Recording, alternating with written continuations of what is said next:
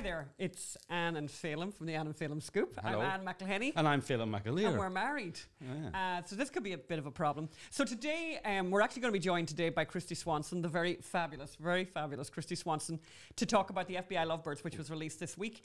However, she is now caught on the 405. Yes. And for those of you who are not from Los Angeles, the 405 is something that people... If they ever run out of things to talk about in Los Angeles, people talk about the 405 and the 10. And when we came to Los Angeles first, we had this whole thing about, I said, I'm never going to be able to talk like getting off the 90 onto the 405. And now people talk like that. But luckily, we don't do too much commuting. But unfortunately, Kristy's coming this morning and she is stuck in the 405 because there was an accident. So apologies to that. So the reason Kristy's coming is because we have just launched the FBI Lovebirds Undercovers play on YouTube. Doing very, very well at the moment. And the president, in fact, tweeted about it. And so if you don't know what it is, the FBI Lovebirds starring Dean Cain and Kristy Swanson. Kristy Swanson, Buffy the Vampire Slayer, Dean Cain, Young Superman, etc. And Kristy will be here to talk about a lot more about that. Yes, but it's the text messages of Peter Strzok and Lisa Page read verbatim by Dean and Kristy along with their congressional testimony. It's a scream. We'll be here later on to talk. She'll be here later on to talk about. What else are we going to talk about? And to explain to you exactly how to get it. Last week we were up in San Francisco for the Planned Parenthood versus David Daleiden trial. A fascinating trial. Absolutely fascinating. What else are we going to be talking about? Crazy California. California. We're going to be talking about Crazy California, exactly. And also we're going to talk about the FBI discovering what they have described, what they have decided to describe as America's most prolific serial killer. And we would put in a caveat there that I think that they're not accounting for all serial killers. Again, bringing up the Gosnell story where they don't count dead babies as human beings. Even though he was convicted of murdering several. Even though he was convicted of murdering someone. And by the way, it wasn't a pro-life activist who called Kermit Gosnell America's most prolific serial killer. It was, in fact, Terry Moran from ABC News. So are we also going to talk about a library in Arkansas? We are going to talk about a library in Arkansas. I think we should talk about a library in Arkansas every week. Yes. But yeah, that's kind of the lineup today. And, we're really looking forward to having Kristy come here once she gets off the 405, as we said. So but last we want to start by talking about the fact that we were in... Oh, there's Top Cat. There's Top Cat. For all of you watching on a podcast... And by the way, can I just do it? Watching on a podcast. Watching on a podcast. Yes. You won't have seen Top Cat make an appearance. Yes. So you may want to watch on YouTube. Yes. The Ann Phelim Scoop. And actually, very interesting. I wanted to do a shout out, and I'm hoping maybe the editor can put on a little bit of this tape later on. But Don Gallagher, thank you so much, Don, for sending the video in of your cat, who was watching. So Don Gallagher's cat's name is Pluto, and Pluto was watching the latest episode of the Ann Phelim Scoop. And by the way, to be fair. What he was doing was he was actually watching Top Cat. So Don Gallagher's cat Pluto was watching Top Cat watching us. So it was when Top Cat was looking at us. But here's what Don Gallagher wrote, which I thought was just fabulous. Our cat Pluto watched the latest episode with us. Pluto is trans-species. He identifies as a dog, but he plays fetch and he won't eat cat treats. Maybe it's our fault for giving him a dog's name. Haha, great show. Thank you very much, Don Gallagher. And I swear, if we can manage to get your tape of Pluto watching the show on, we're gonna show a little clip of that. So hi to Pluto. So hi to Pluto and hi to Don and hi to everybody else who's been writing in and saying very nice things about the show. But we want to start by talking about last week about we've been covering the David Daleiden trial up in San Francisco, and it is fascinating. And in the same way that we were the New York Times, just because so that you don't have to, we cover trials like the David Daleiden trial because the mainstream media just won't do it. In fairness to the mainstream media, they turned up for a while on the first day, and I thought it was very funny. These journos on the ground, and they're very recognizable. Phelim recognizes. Well, no, those were court reporters. There was a couple of other people, but they were joke court reporters. So they arrive with, I swear, I kid you not, a beaten up copy of a Steinbeck novel with little clips in it, with little he had taken little notes in it. Because when you're an experienced court reporter, there's a lot of hanging around. So you bring a novel, and of course you're in San Francisco, you bring a Steinbeck novel. And you bring a bottle of water, of course, in a kind of a reusable container. And a cushion. And you bring I just thought the cushion, because these are like young dudes, like cool dudes, right? So cool dudes, and they bring the cushion. Because in fairness, actually, the seating is a little bit on the hard side. So I actually appreciate that. Two of them came in separately, and they both had their pen behind their ear. Pen behind the ear. I'm going, haven't you got a pocket? Yeah, the pen behind the ear, it's an identifiable, and it's like, I'm so cool. But we want to get on to the substantive issue. So the very first day of the trial that we attended... Well, let's tell what the trial was about. So the trial, first of all, is a civil trial, Planned Parenthood against David Daleiden and others. Planned Parenthood are suing David Daleiden for, among other things, breach of contract, breach of privacy, fraud, and very, breach, very civil racketeering, RICO, conspiracy to do all of those. Yeah. So the breach of privacy refers to him filming them when they didn't know they were being filmed, and going to their conferences when and filming. The breach of contract is very simple. He signed agreements that he wouldn't that things would be confidential. Then the fraud is he didn't buy the body parts. Actually buy body parts. Yes, so he said he would, and they went to all this expense of trying to organize the sale of body parts and one I like was Deborah Nucatola, who was she see the Lamborghini girl. The doctor said I need a Lamborghini. She managed to have a 3-hour lunch with them. Yeah, we noticed that a lot of the lunches were very, very long. Planned Parenthood Los Angeles, that's where your taxpayers' money is going, by the way. The CEO of Planned Parenthood Los Angeles, who I imagine is pretty busy aborting babies, was able to leave and have a 3-hour lunch with David Daleiden to discuss the sale. But we haven't actually heard from Dr. Nucatola yet. She hasn't taken the stand, but we did get to hear from the CEO of Planned Parenthood California Central Coast, who we heard, Miss Tosh, who we heard at length. Jenna. She's incredibly young, became actually the CEO of, was it Louisiana? Florida. Orlando. That's right. She became the CEO of Orlando Planned Parenthood, like when she was in her 27, in her 20s. We heard a lot about her extensive academic background, which I'm not 100% sure why we had to hear all of that. But what I thought was very interesting on the first day was it was almost like you should tape it and it should be given to the Columbia. If the Columbia School of Journalism was a journalism school, wasn't really wanted to pursue journalism, they would use this case as an example, as a teaching tool of this is how you do 101. This is undercover journalism 101. Yes, he had a fake ID. Yes, when he walked into the Planned Parenthood in Houston, David Daleiden didn't say, oh, by the way, I'm David Daleiden. I'm here to uncover criminal felonies. Yes. And here's my actual identification, and here's the camera that I'm showing. And now would you admit on camera? And by the way, they kept asking that. They kept saying, why didn't you tell them?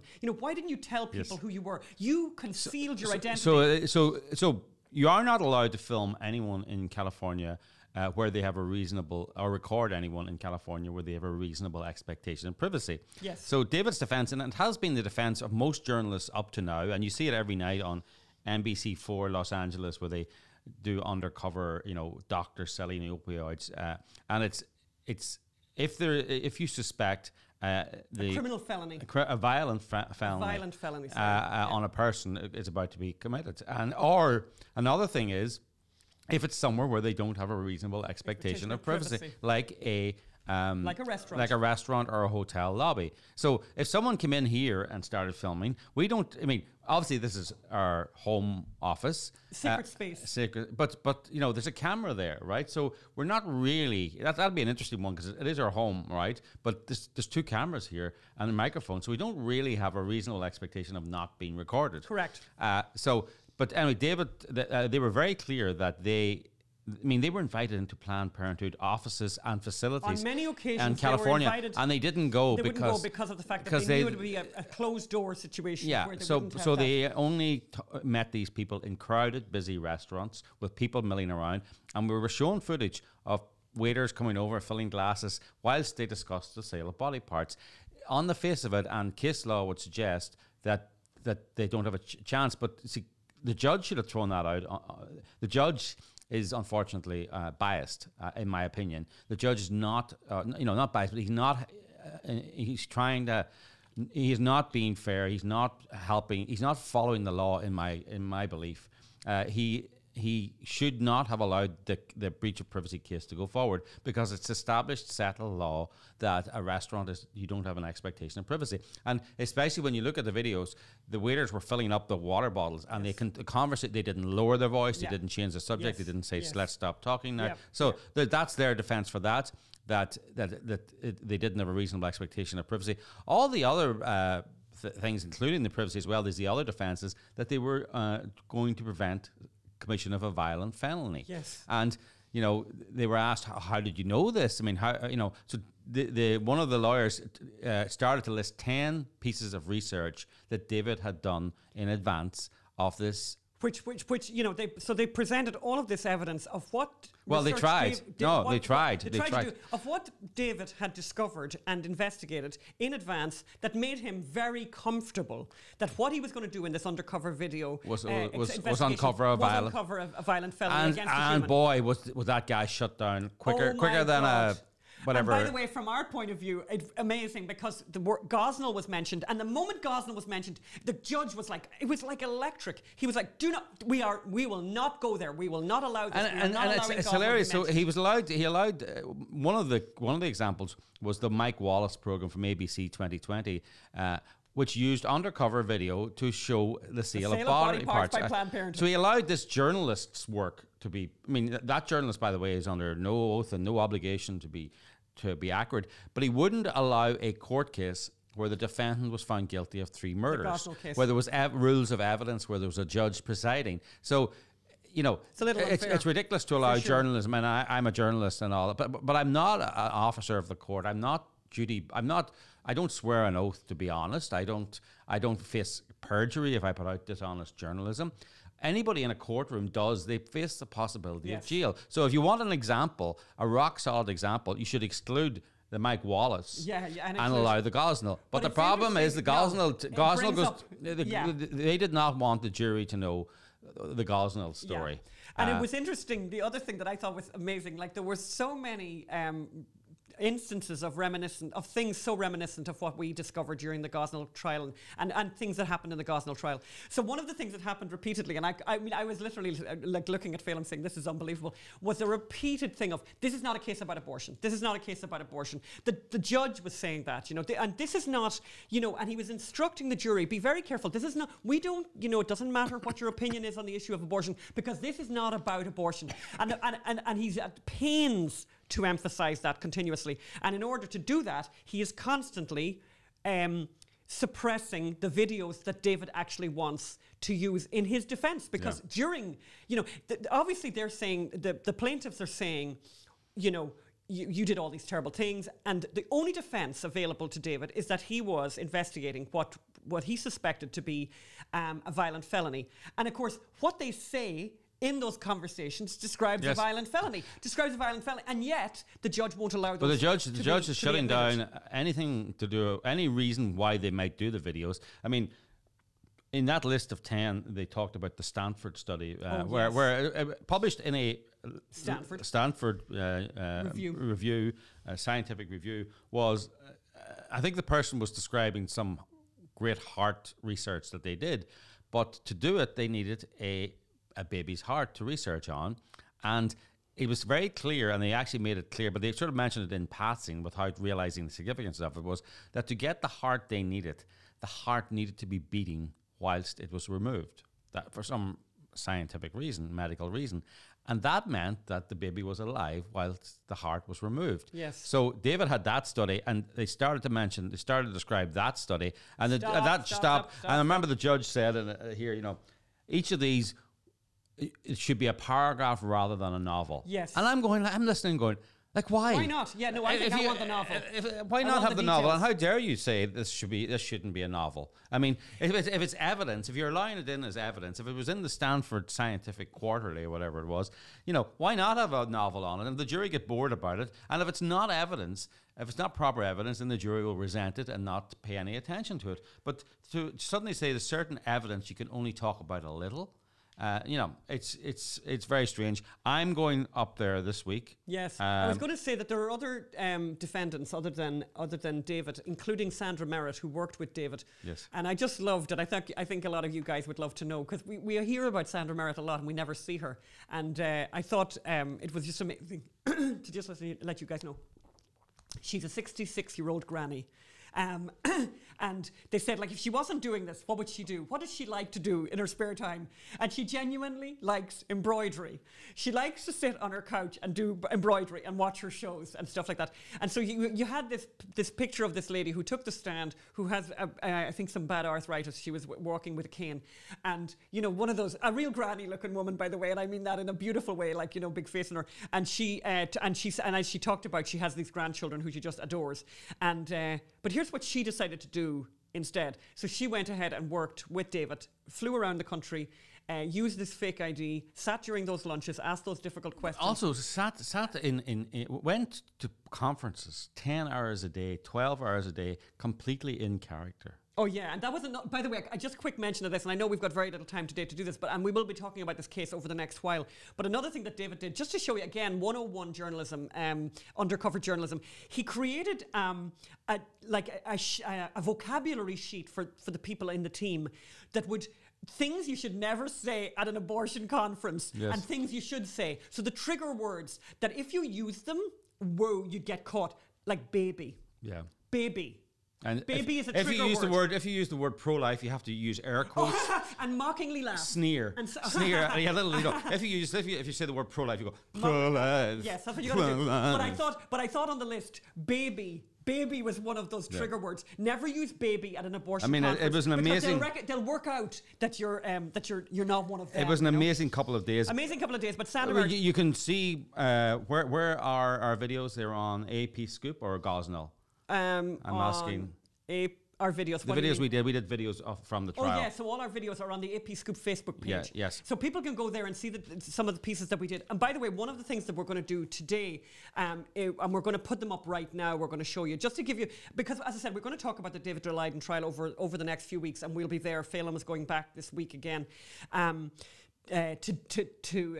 San Francisco, sorry. But I was actually wondering what day of the week you're actually going up. Yeah, for the last days of this week. Yes. But the other thing we're going to do, that we're going to put up right now, is just to show you what this case is all about. Because after David, brought the videos to people's consciousness and started publicizing them a few years ago, the Congress did their own investigation. And part of their investigation was, and we have their investigation, they uncovered invoices from these places where they sell the body parts, and they're chilling, and we're just going to show a few of them to you here. They're amazing. The line items, if you're looking right now at that, the line items showing baby's skin, baby's eyes, baby's hearts, skin of a Down syndrome baby, $320. Skin of Down syndrome child, 3 months. And I'm thinking of friends of ours who have Down syndrome darlings, and how hard it is. $320 plus package and postage. Plus package and postage. And then that thing that you would have if you were buying, like, I don't know, like tuna tins or whatever. But like a bed. You got to pay within whatever it 30 is. days. 30 days. If you don't, whatever. It'll be charged at 1% per day until all that regular stuff. So it's very chilling. So we're just show them to you there. What was the other thing we were going to say very quickly just about the San Francisco trip? We were up there, and as you know, every week we do our Crazy California, and I just said to Phelim today, the one thing I want to talk about today, just very, very briefly, was, even though we talk and people talk about how bad San Francisco is, we stayed in a hotel really close to the courtroom, right? Because I said to Phelim, you know what, we'll stay really close, because if we forget anything in the room, we can run back or whatever. And I looked at the map in the morning and I thought, you know what, we'll walk. And I have to say, I'm on record, I objected. Phelim objected, right? But I love to walk, and I walk very fast. And I think God invented Ubers for a reason. I'm a power walker before it was ever heard of. I was a power walker. Yes. So anyway, and I was a taxi driver, and we couldn't even get taxis where I grew up. I dreamed of taxis. I dreamed of taxis. He didn't have an indoor toilet, and it's a truth. But honestly, we look at the thing, and I think it's like 7 or 8 minutes. I said to Phelim, we're walking. So we're walking, and guess what's going to happen all the times we go back to San Francisco after this? We're never walking again. It is horrific. And by the way, do you know what it feels like? It feels like the end of the world. It feels like the end of the world. At every corner, there are these groups of people hanging around with syringes, with what's it called, like that kind of silver paper foil, lighting up that pipes. Silver paper, that foil with pipes. It's just desperate, and at every moment you're just not sure what's going to happen. And of course, the other thing that I did, and by the way, don't do this, I wore open-toed sandals. What? I couldn't believe it. I couldn't believe it. They're comfortable, Phelim. I know, but a needle in your toe isn't, and human feces on your feet ain't comfortable either. We were hardly out of the hotel before we came across the human feces. So anyway, listen, Crazy California. This is what San Francisco, the San Francisco homeless situation. I'll take some photographs when I'm up there, but if I walk, but I'm just. It's depressing. And the smell. You can't get the smell out of your nostrils. It's desperate. And so one last thing I want to say about the trial was the one I thought was, so one of a thing we forgot to mention about Planned Parenthood is they're claiming damages because of all the security and everything they had to do. And one Planned Parenthood of Central Coast, California said, oh, well, there was an arson. That's a security this is a incident. great story. And I've written about it actually on the AP Scoop. And it turns out, and she eventually admitted it under oath, that, well, actually, the arson was a piece of domestic violence by the partner of someone who worked there. So the arson and they listed it, and the broken window previously to that was also by that same person. But not only that, so they listed that as a security incident. But not only that, when someone wrote to them and said and apologized and prayed for them for the arson attack, and they put that letter praying for them down as a security incident. So these people are not honest people. Yeah. They're looking for dishonest damages on a dishonest lawsuit, and we're going to be bringing you those reports every day. So check them out on the AP Scoop. Exactly. And we want to move on. I wanted you to tell Christy the story. I think Christy's coming down the 405. Let me see if she...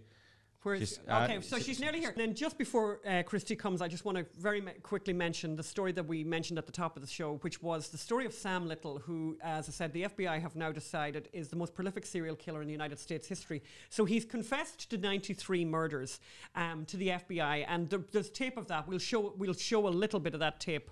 I grabbed her by the legs and pulled her to the water. Mm-hmm. That's the only one that I ever killed by drowning. There is no sense at all possible that he is the most prolific serial killer in the United States of America. This is just not possible. Read our book, the Gosnell book, watch the movie, read the grand jury report. There is absolutely no doubt that what Kermit Gosnell went to prison for, delivering babies alive and cutting their necks with scissors. Murdering them. That what he did, there is no question, not in the eyes of the grand jury, not in the eyes of the jury or anyone else involved in the trial. There is no question that he was at this for 30 years. The grand jury wanted to charge him. It's in our book, Gosnell, which you can buy on Amazon. I bet you that's Kristy writing there now.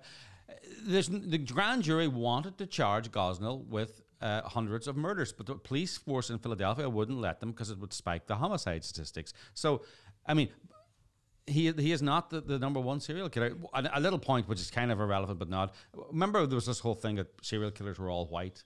Oh yeah. So now we have two of the biggest serial killers in American history are African American. Yeah. So, but the other thing that I wanted to mention then, just very quickly before we get Kristy on, and she's about to arrive, is that I will be tomorrow. She's here. She's here. That's great. So tomorrow I will be in Stillwater, Oklahoma, talking about capitalism. If you're in Stillwater, please come along and say hi. And all the details. Where are you going to be Where's the details of that going to be? It's going to be on the AP Scoop Facebook page, and it'll be on my own Ann McElhaney Facebook page. And there's the doorbell. So we'll get Kristy on now. Okay. Thank you. Thanks.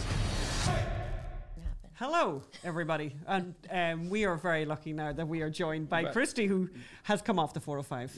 Yes, I have. I'm here. I'm excited. You made it, thank God. Yeah. And thank you. And thank you for that very long drive. So just for people who are not from Los Angeles, it took her 2 hours to get here on a trip that it's like, what, 30 miles? Yeah, Exactly. There you go. Crazy. That's Los Angeles for you. Mm-hmm. So this is Kristy Swanson, actress extraordinaire, and star of FBI Lovebirds. She's the original Buffy the Vampire Slayer, great actress, and star of FBI Lovebirds, which is the text messages. I'm sure you all know this. Text messages of Peter Strzok and Lisa Page, dramatized by Dean Cain and Kristy and other actors, and then their also including their congressional testimony. It may sound dry, it may sound uninteresting, but it is a scream. It's like a pantomime. It's a pantomime. Let's before we start talking to Kristy. Kristy, what did you enjoy making the play and the film? I did enjoy it. It was a really interesting and different process for me, you know, because I'm a film actor, so to do a play was my first time, and a whole new world. Well, let's have a quick clip of that whole new world now. We're going to show the trailer. Don't forget, this is Dean and Kristy's first time on a stage in front of a live audience. They kill it. So let's watch that.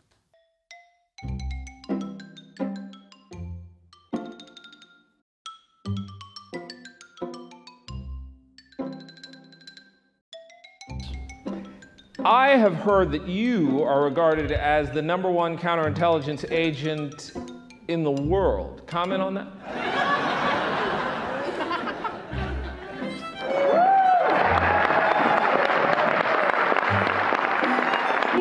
laid yesterday? I didn't. I'm concerned that someone forgot to validate my time or something. Oh, that's funny. Paid, not laid. There's no way he gets elected, Dash. But I'm afraid we can't take that risk. It's like an insurance policy.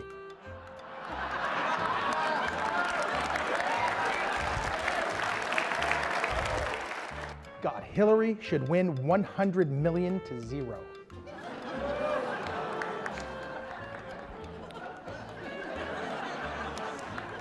Just went to a Southern Virginia Walmart.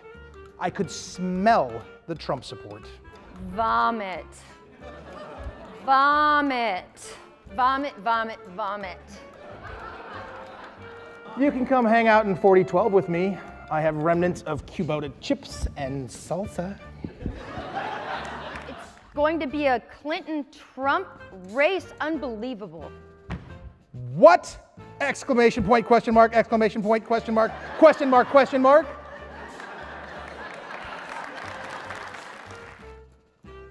Please don't ever text me again.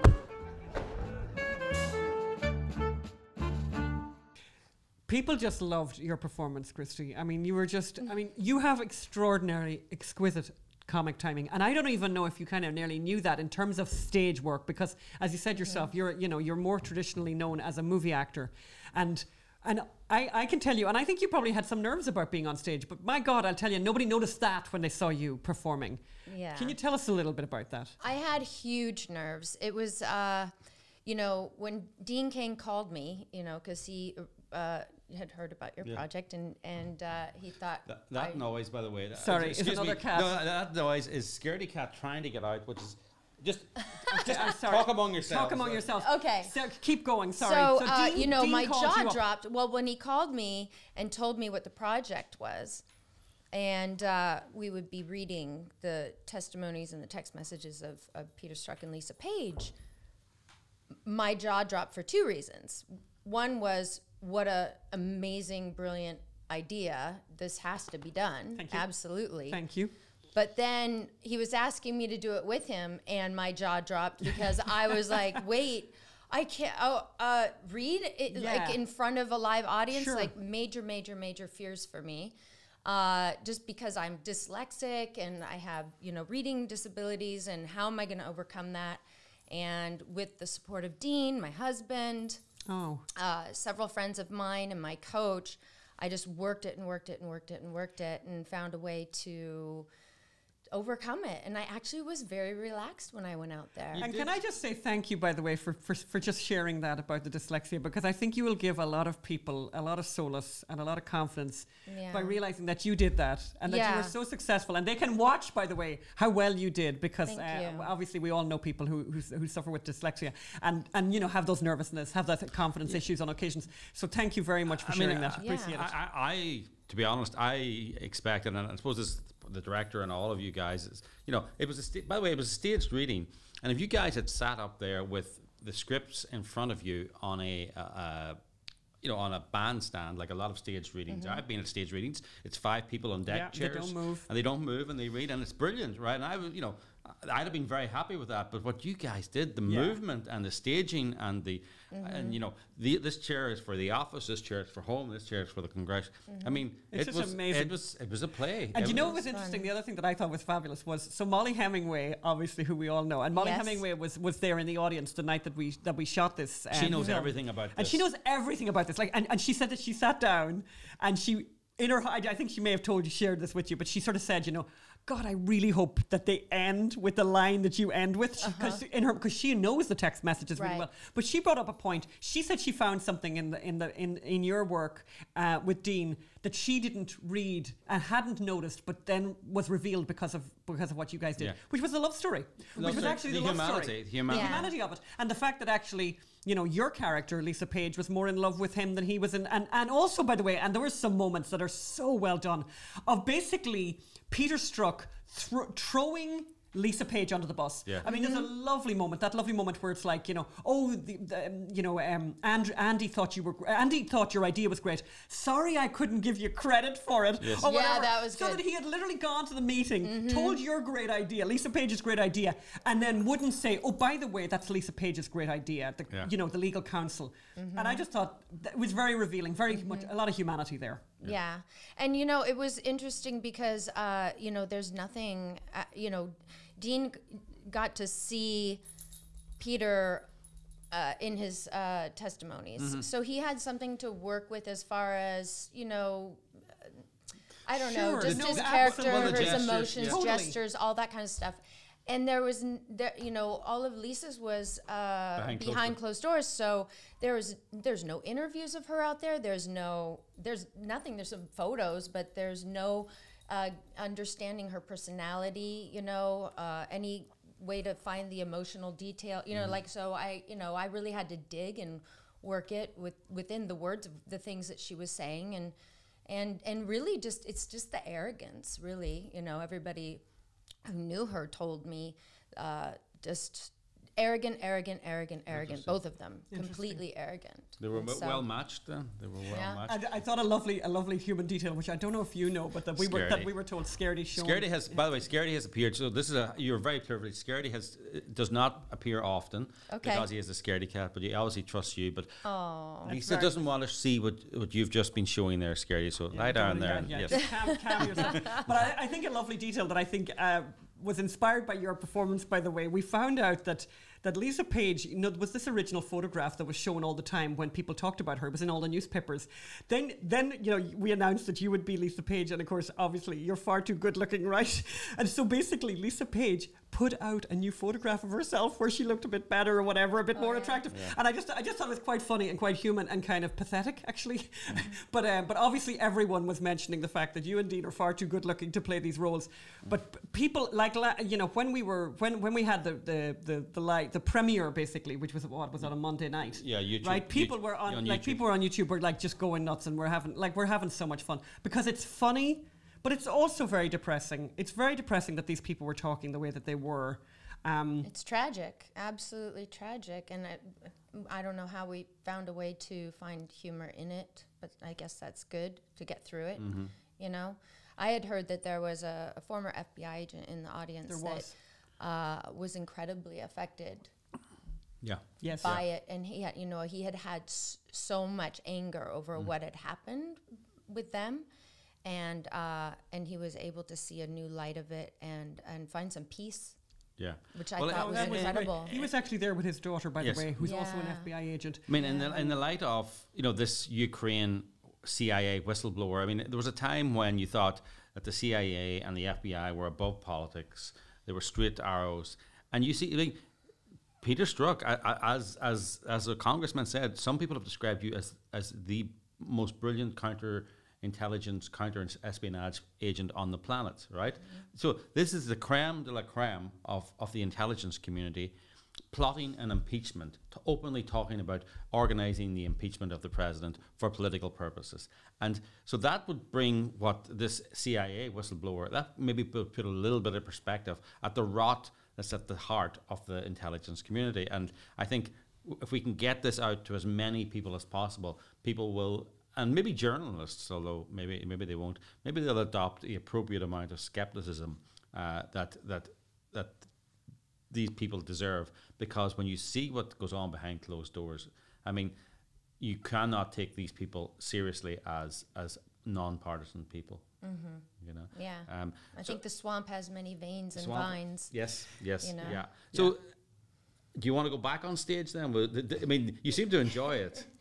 I did. I had fun. But it was a great experience. Yes. I mean, working with you guys was incredible, and the support, and our director, and Dean, and our other actors, and everyone involved. It just was a good group, and that always, Here's a question. So really when you were in rehearsals in those dusty rooms up in North Hollywood, they're not too glamorous, no one there. Did you think, at any stage, do you think, what am I doing? This is going to be terrible. Or did you think that all the time? Or just a little bit, or not at all? I was at the beginning, nervous and, learning the blocking and, I'm a bit of an overachiever. OCD, and I want everything to be right and do it, as perfectly as possible so that I'm personally happy and that you guys are personally happy. And so, I put a bit of pressure on myself, I will say. Yeah. Well, but I was so chill when I did it. I couldn't believe it. I thought I was going to be backstage like, getting sick before I went out on stage, but I was totally. But I think it's also really nice that there's obviously a camaraderie between yourself and Dean, and you're old friends and have worked together as colleagues for many years on many projects, and I think that's obviously a wonderful help. Do you want to talk about that? Do you want to talk about your friendship with Dean? Oh, I just love working with Dean. I mean, he's like when I work with him, he's like my own personal cheerleader. You know what I mean? Like he's always there. You got this. Come on, Swanson, you're good. It's just he's so great. I think it's probably from years and years of him playing team sports. He just knows how to make people feel better. And he's amazing. And when we worked with him on Gosnell, I mean, I sometimes I wanted him to sort of don't be so friendly. Save all your energy. Yes. He's got so much energy. Yes, he does. I mean, he's out for lunch and. People are coming up to him the whole time, and he talks to everyone, and he takes photographs. And I'm sitting there looking, going, Dean, just relax. You're gonna be really tired, but he's never tired. He's always a nice guy. He's always got time for everyone. So he was a great choice. He really brought that team together, and it was great that worked out. No, it's fantastic, and we're very grateful, and we're very grateful, of course, as you noticed on Monday night, that the president retweeted our tweet, which was great, and then we've obviously had huge numbers, and people can go and watch the FBI Lovebirds. I mean, we've shown the trailer, but to watch the whole thing, you can go to FBILovebirds.com, and it'll bring you directly. FBILovebirdsmovie.com? No. Both FBI. work. Oh, both work. Okay, so FBILovebirds.com, FBI Lovebirds. But when you say the whole thing, one thing that I really love about this is that it's not so long. No, no, it doesn't. Feel like that. The first, and I'm not saying this because I'm in it, but I'm able to be in it, but then watch it from the perspective of the audience and to kind of take myself out of it. And when I started watching it, like within the first minute and a half, I was hooked in. Yeah. And then it just goes by an hour and it just flies by. And then I was like, I want to see it again because I did, laugh a lot and I was kind of comprehending it all again, and then I was like, oh, I think I might have missed a few. And we've had people, I saw somebody on Twitter. You find something new every time you watch it. I've seen somebody on Twitter already said they've watched it 3 times. Yes. I know. And I think one of the great things, and on YouTube, and one of the great things, and one of the reasons we did this and put this on YouTube is that we think that the world needs to see this, and we know already. We've had groups of people have been watching it in Australia. We know about a woman who got up at 5 o'clock in the morning in the Netherlands to watch, but it's now forever there. It's going to always be there, and you can go today, right now, look at YouTube, look at the FBI Lovebirds, look at the numbers. And by the way, would you leave a comment? Let us know what you think. I mean, and by the way, it's very gratifying. You should look at the comments on YouTube. People have been so sweet and so lovely about your performance, and it's and so deserved and so deserved. It just, I'm just so proud of what you guys achieved here. It's amazing. It was amazing.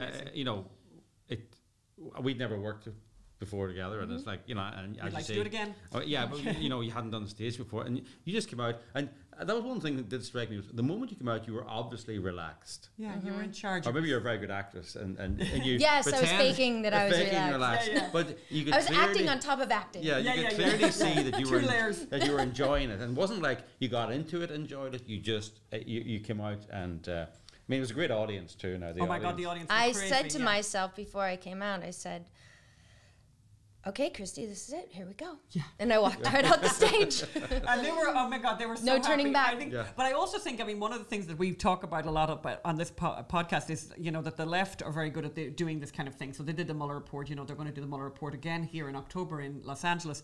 And they do that kind of thing. Our side don't really do this kind of thing. So I think a lot of the people in our audience, a lot of the people who came that night, about 500 people who were there, they made the comment that you know, they didn't think they were going to be entertained. They didn't, and they were like really shocked. Yeah. What is this? What exactly is this? This is going to be two people just sitting there reading, and obviously it turns into this amazing pantomime. And it's all they were stomping their feet and they were clapping and they were hooting and hollering in places that I didn't even expect. And I was like, and I had to, you know, stay in character and keep reading, but I really wanted to like look up and see what they were. They were laughing at places that I never even thought were funny. You know, I mean, remember that opening early on when Dean just comes out and goes, "And Martin O'Malley's a douche," and it's like they just burst out laughing. I was going, "Oh wow, they're finding humor in this that we didn't know." We've got a lot of people understand. Well, and a lot of people. I mean, you know. So while we laugh, and it's actually kind of a perfect art form in a way because it's almost all the emotions. But you have all the deplorables that we all know about. All those deplorables that we are and that we love around the country, hearing these words and hearing how they were described. So that they could smell the Trump support was one of the more powerful moments actually, which then became up in the congressional questioning where you know that Peter Strzok had basically said that he had been in a Walmart in Southern Virginia and that you could smell the Trump support, and of course he was then asked like, what does it smell like?